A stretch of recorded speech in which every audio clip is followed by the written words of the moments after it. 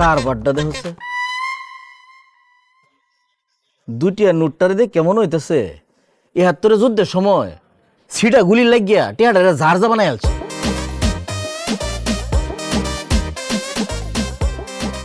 সুফিয়া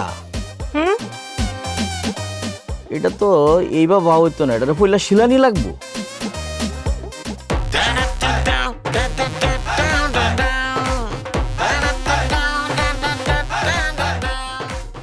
আসুই তো মায়া কেমবা জুড়াটা লাগাইলা